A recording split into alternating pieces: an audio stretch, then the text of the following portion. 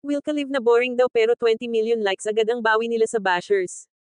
Disclaimer. Ang mga opinyon at pananaw na ipinapahayag sa video na ito ay mula sa may akda lamang at hindi nangangahulugang opisyal na pananaw ng alinmang institusyon o organisasyon. Layunin ng content na ito ang pagbibigay ng impormasyon at komentaryo batay sa pampublikong datos at mga mapagkakatiwalaang sanggunian. Welcome sa Buzz Pinas kung saan walang ligtas sa usapang trending chika at kontrobersyal na kwento. Ngayong araw pag-uusapan natin ang viral na live ng tambalang Wilka si Will at si Bianca, isang simpleng live na umani ng halos 20 million likes ilang oras lang pagkatapos ipalabas, pero teka lang ha, may iilang netizen na nagsabing boring daw ang live nila. Boring nga ba o talagang may mga taong hindi matanggap na may sumisikat na bagong tambalan na hindi nila bet?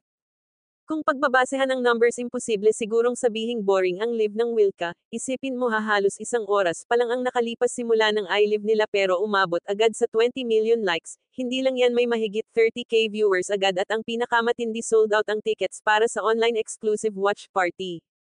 Ang tanong ngayon bakit may mga nagsasabing boring? Isa sa mga nag-comment ng negative ang nagsabing wala raw kwenta ang live nila at puro cut lang daw ang napapanood sa mga highlight clips, pero ang sagot ng fans mabilis din at matalas. May isa na nagsabi boring daw pero sinubaybayan mo naman pinanood mo pa at screenshot. May isa namang nagkomento na boring daw pero grabe naman ang views at sold out agad ang ticket. Mukhang may mali yata sa judgment mo. Sabi ng isa pang fan wala pang ang 1 hour yung live pero pinilahan na ng viewers at pati tickets na uubos in minutes, hindi yun gawa ng boring na content, yun ay epekto ng tambalang may chemistry na hindi pinilit at hindi scripted. At dito natin gustong tumutok bilang Buzz Pinas gusto nating maging patas at objective. Viral nga ang Wilka pero ano nga ba ang mga pwedeng i-suggest para mas mapaganda pa ang mga susunod nilang live? Unang punto maaaring idagdag ang kaunting structure sa kanilang live, sa ngayon kasi parang spontaneous lang ang daloy ng usapan nila, mas magiging engaging siguro kung may konting format tulad ng mini-game question and answer o kahit isang main topic na iikot sa buong live, hindi para limitahan sila kundi para magkaroon lang ng direction at mas maraming ma-relate na fans. Ikalawa ang kalidad ng audio at ilaw, may ilang bahagi ng live na medyo mahina ang boses o madilim ang camera, naiintindihan natin na raw at natural ang peg nila pero kahit simpleng mic at ilaw ay malaking tulong para mas mapaganda ang experience ng manunood.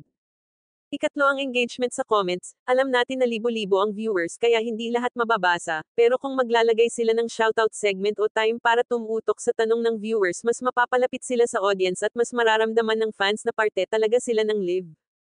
Ikaapat kung gusto pa nilang mas lumawak ang reach nila mainam ding mag-collab sa ibang creators o love teams, hindi ito para ihalo ang fandom kundi para ipakita ang versatility ng tambalan, kahit simpleng guesting lang sa live ng isa't isa malaking dagdag yan sa exposure at excitement. Pero sa kabila ng mga mungkahing ito hindi may kakaila na malakas talaga ang hatik ng Wilka, walang script walang rehearsal pero may kilig at good vibes, hindi sila tipong umaarte lang para magustuhan, sila yung parang tropa mong nagkukulitan na hindi mo namamalayang kinikilig ka na pala habang nanunood. Isa sa mga pinaka-nakakatawang comment na nakita namin ay ito boring daw tapos pinagkakakitaan pa ng mga nagre-react, ginagamit pang content ng bashers yung mismong live na tinatawag nilang walang kwenta, parang ang hirap yata itanggi na effective yung content kung pati hater nag-awan na ng version. May isa namang nagsabi na kung boring man yan edi sana lahat ng boring maka 20 million likes din, napakasimple pero saktong sapul. Kaya kung may aral tayong makukuha dito yon ay ito hindi mo kailangang pasayahin ang lahat, may mga taong kahit anong effort mo pilit pa ring babot icos, pero kung may tunay kang audience na sumusuporta sa'yo wala silang laban. Ang Wilka ay isang halimbawa ng tambalang hindi kailangang maging sobrang OA para sumikat, chill lang kwelo lang at higit sa lahat totoo lang. Hindi naman masama ang tumanggap ng constructive criticism kaya rin natin binanggit ang mga posibleng i-improve, pero sa dulo ng lahat mas matimbang pa rin ang impact na nagagawa nila, from trending clips sa TikTok hanggang sa Reels sa Facebook hanggang sa reactions ng fans sa comment section kitang-kita na may dating talaga ang Wilka. Ang pinaka-importante sa lahat ay masaya sila sa ginagawa nila at masaya rin ang nanonood, yun ang hindi kayang bilhin o pekain. At habang nadaragdagan ang views likes at sold out ang mga event nila mas lalong pinapatunayan ng Wilka na hindi ito tsamba kundi may potensyal silang maging isa sa pinakamatatag na tambalan sa panahon ngayon. Kaya sa mga susunod na live nila abangan natin kung paano pa nila mapapaganda ang content, sana matuloy ang mga suggestion na ito dahil kung ngayon pa lang ay malakas na sila paano pa kaya kung mas lalong ayusin ang production engagement at creativity. Sa mga naniniwala sa Wilka comment mo kung anong pinaka nagustuhan mo sa kanila, kung may gusto kang i-suggest o dagdag idea para sa next live nila ilagay mo na rin yan sa baba, dito sa Buzz Pinas lahat ng anggulo tinitingnan at lahat ng boses pinakikinggan. Hanggang sa susunod na chika! Ito ang BuzzPinas, ang boses ng trending viral at pinag-uusapan.